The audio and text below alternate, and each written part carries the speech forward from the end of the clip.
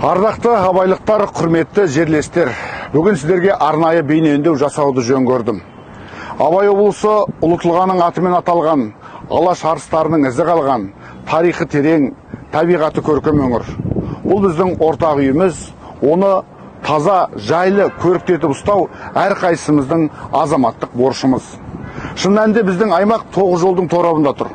Ертістің екі жағасын жалғаған жалғыз көпірден екі алып көршімізге қарай көлік ағыны өтеді. Бұл тұрғыдан алғанда семейіміз аймақтық көлік логистикалық хабқа айналып келеді. Бұл бізге үлкен мүмкіндік бергенімен зор жауапкершілікті жүктейді. Шаһарымыздың тазалығы мен аймағымыздың абыройын алатын да осы тұс. Аймақ экономикасы, өнері мен мәдениеті, экологиясы мен тазалығы баршамызға ортақ. Ал тазалық дегеніміз жылына бір рет сенбілікке қатысу емес, бұл біздің өңірде қалыптасуы тиіс үлкен мәдениет. Мемлекет басшысы Қасым-Жомарт Кемелұлы Тоқаев бұл жөнінде қалалар мен ауылдардың сәулетті, саябақтар мен ауланың таза болуы ең алдымен басқа емес, өзімізге керек деп атап өткен болатын. Туған жеріміздің түлегені, тұрған ортамыздың кіршіксіз болғаны ең алдымен өзімізге керек.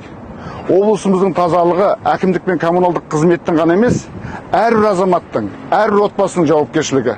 Бір-бірімізге жанашырлықпен, қоршаған ортаға қамқорлықпен қарамасақ, күнделікті жүретін көшелерімізді, балаларымыз ойнайтын аулаларымызды сырттан ешкім келіп тазалап бермейді.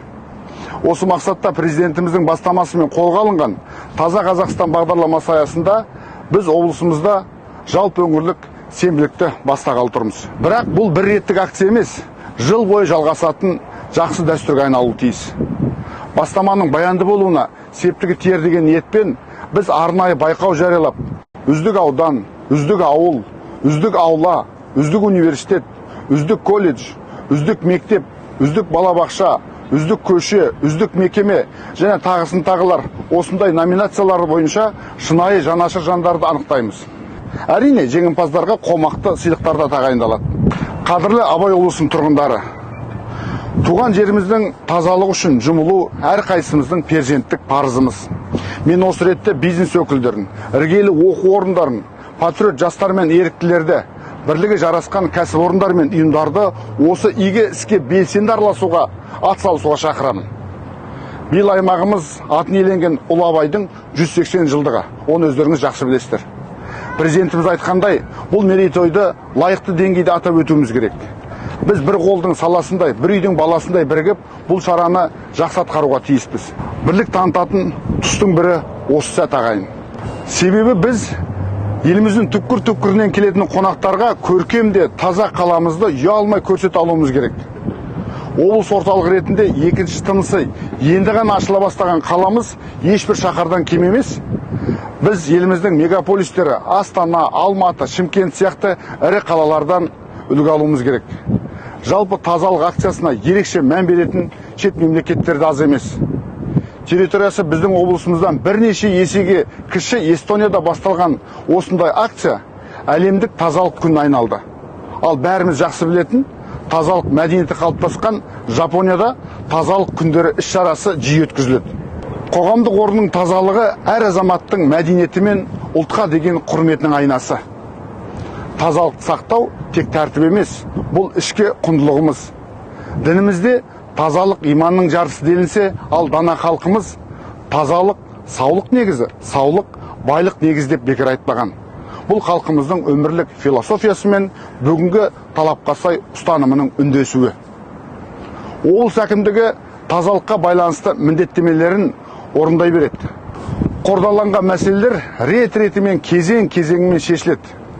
Биылдың өзінде облыста 400 шақырым жол жөнделіп, ауыл ел бесігі бағдарламасы аясында 223 шақырым жол қайта жаңғыртылады. 77 мың түбаға шегіледі. Сондай-ақ биыл Семей қаласында 22 ауланы абаттандыру жоспарланып отыр. Оның 11-і сол жағалауда, 11-і оң жағалауда.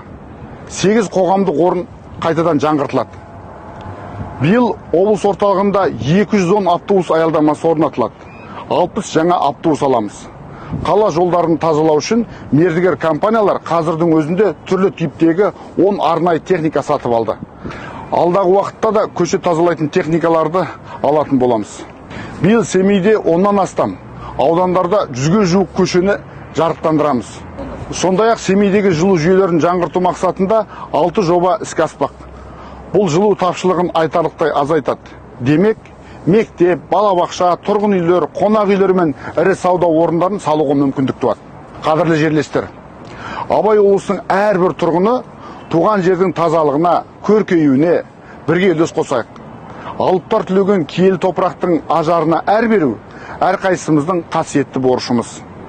Баршаңызды жалпы өңірлік сенбілікке белсенді атсалысуға шақырамын.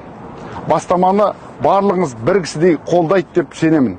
Биыл күзде сіз болып, біз болып, тазалық акциясының жеңімпаздарын бірге анықтайық. Ендеше іске сәт деймін. Бастамамыз берекелі болсын.